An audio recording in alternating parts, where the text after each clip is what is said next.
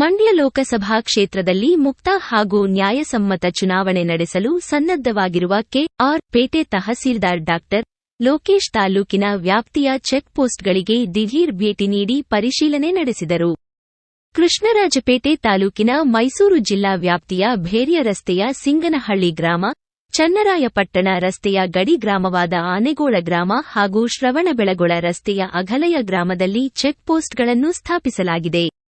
ಹಣಕಾಸು, ಮದ್ಯ ಸೇರಿದಂತೆ ಯಾವುದೇ ವಸ್ತುಗಳನ್ನು ಅಕ್ರಮವಾಗಿ ಸಾಗಾಟ ಮಾಡುವುದನ್ನು ತಡೆಯಲು ಹದ್ದಿನ ಕಣ್ಣು ಇಡಲಾಗಿದೆ. ಬಿಗಿ ಪೊಲೀಸ್ ಭದ್ರತೆ ಕೈಗೊಂಡು ಅಧಿಕಾರಿಗಳನ್ನು ನಿಯೋಜಿಸಲಾಗಿದೆ ಎಂದು ಡಾ. ಲೋಕೇಶ್ ಪತ್ರಕರ್ತರಿಗೆ ಮಾಹಿತಿ ನೀಡಿದರು.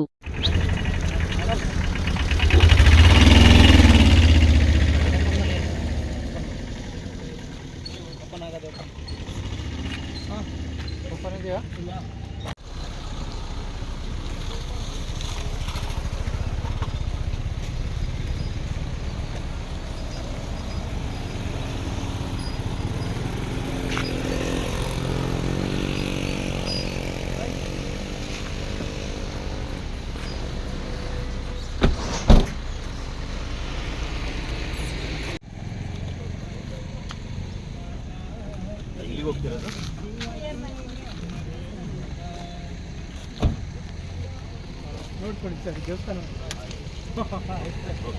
ಪೆಟ್ರೋಲ್ ಆಗ್ತೇನೆ ನಾನು ಆಗ್ತಿದ್ರಾ?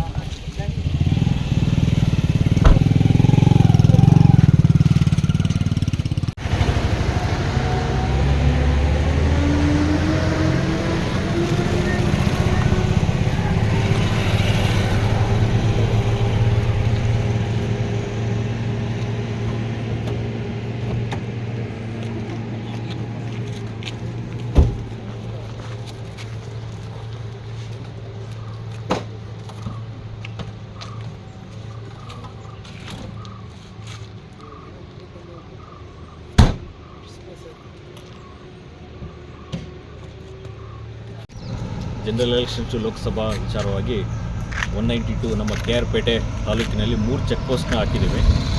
ಸಾರ್ವಜನಿಕರು ಸಹಕರಿಸಬೇಕಾಗಿ ಕೇಳ್ಕೊಳ್ತೇವೆ. ಪ್ರತಿ ವೆಹಿಕಲ್ನು ಕೂಡ ಚೆಕ್ ಮಾಡಲಾಗ್ತದೆ. ವಿಡಿಯೋ ಮುಖಾಂತರ ಚಿತ್ರೀಕರಣಗೊಂಡು ಚೆಕ್ ಮಾಡ್ತೀವಿ.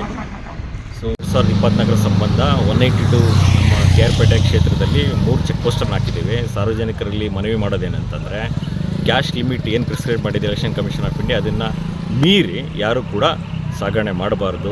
ಅದು ಗೂಡ್ಸಿಗೂ ಕೂಡ ಅಪ್ಲೈ ಆಗ್ತದೆ. 3 ಚೆಕ್ ಪೋಸ್ಟಲ್ಲಿ ನಮ್ಮ ಸಿಬ್ಬಂದಿ ಇರ್ತಾರೆ, ಚೆಕ್ ಮಾಡ್ತಾ ಇರ್ತಾರೆ. ಅವರಿಗೆ ಸಹಕರಿಸಬೇಕಾಗಿ ಕೇಳ್ಕೊಳ್ತಾ ಇರ್ತೇವೆ. ಆಮೇಲೆ ಏಪ್ರಿಲ್ 26ನೇ ತಾರೀಕು ಎಲೆಕ್ಷನ್ ಇದೆ. ಮುಂದುವರೆದು ಕೌಂಟಿಂಗು ಜೂನ್ 4ನೇ ತಾರೀಕು ಇರುತ್ತೆ. ಅದಕ್ಕೆ ಎಕ್ಸ್ಟೆಂಡ್ ಆಗಿ ಇನ್ನು 2 ದಿನಕ್ಕೆ ಅಂದರೆ 48 ಗಂಟೆ ಅಂದರೆ ಜೂನ್ 6ನೇ ತಾರೀಕುವರೆಗೂ ಕೋಡ್ ಆಫ್ ಕಂಡಕ್ಟ್ ಇರೋದ್ರಿಂದ ಅಲ್ಲಿವರೆಗೂ ಸಹಕಾರ ಮಾಡಬೇಕಂತ ಕೇಳ್ಕೊಳ್ತಿರ್ತೇವೆ. ಭಾರತ ದೇಶದ ಚುನಾವಣಾ ಆಯೋಗದ ನಿರ್ದೇಶನದಂತೆ ಮಂಡ್ಯ ಲೋಕಸಭಾ ಕ್ಷೇತ್ರದ ವ್ಯಾಪ್ತಿಯ ಕೆ.ಆರ್. ಪೇಟೆ ತಾಲೂಕಿನ 261 ಮತಗಟ್ಟೆಗಳಲ್ಲಿ ಮುಕ್ತ ಹಾಗೂ ನ್ಯಾಯಸಮ್ಮತ ಚುನಾವಣೆ ನಡೆಸಲು ಸಕಲ ಸಿದ್ಧತೆಗಳನ್ನು ಕೈಗೊಳ್ಳಲಾಗಿದೆ. 1500 ಜನ ಸಿಬ್ಬಂದಿಗಳು ಚುನಾವಣಾ ಕಾರ್ಯದಲ್ಲಿ ಭಾಗವಹಿಸುತ್ತಿದ್ದಾರೆ.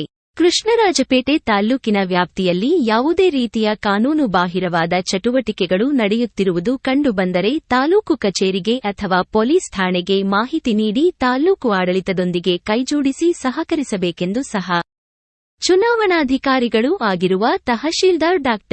ಲೋಕೇಶ್ ತಿಳಿಸಿದರು. ಈ ಸಂದರ್ಭದಲ್ಲಿ ಚುನಾವಣಾ ಶಾಖೆಯ ಸಿಬ್ಬಂದಿಗಳು ಉಪಸ್ಥಿತರಿದ್ದರು. ವರದಿ ಡಾ. ಕೆ.ಆರ್. ನೀಲಕಂಠ, ಕೃಷ್ಣರಾಜಪೇಟೆ, ಮಂಡ್ಯ.